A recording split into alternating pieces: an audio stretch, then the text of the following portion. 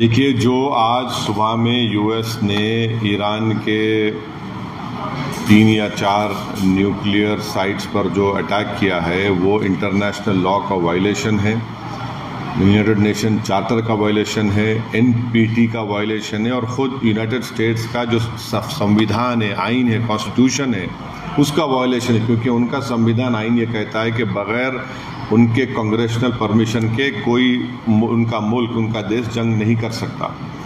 पांचवी बात यह है कि ये हमला करके यूनाइटेड स्टेट्स ने गज़ा में जो फ़लस्तीनियों का एथनिक क्लेंसिंग हो रहा है, जेनोसाइड हो रहा है, उसको कवर अप कर रहे हैं। और इजराइल जिसके पास 700-800 न्यूक्लियर वॉरहेड है, जो एनपीटी को साइन नहीं किया, जो IAEA के इंस्पेक्टर्स को अलाउ नहीं करता, उस पर कोई बात ही नहीं कर रहा है।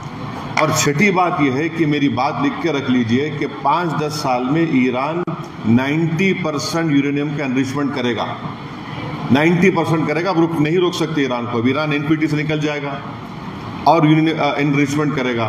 और साथ ही साथ उसका ये असर होगा आज की बॉम्बिंग के बाद कि जितने उस देश में, जितने अरब ममालिक बोलिए, मुस्लिम कंट्रीज़ बोलिए, जो उस खित्ते में है, वो सब लोग अब फैसला करेंगे कि हमको इजराइल के ब्लैकमेलिंग से, इजराइल की हेजेमनी से बचने के लिए हमको अब न्यूक्लियर वेपन्स बनाना पड़ेगा। वो भी आप नहीं रोक पाएंगे।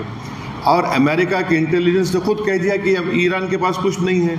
तुलसी गबार्ड का स्टेटमेंट है।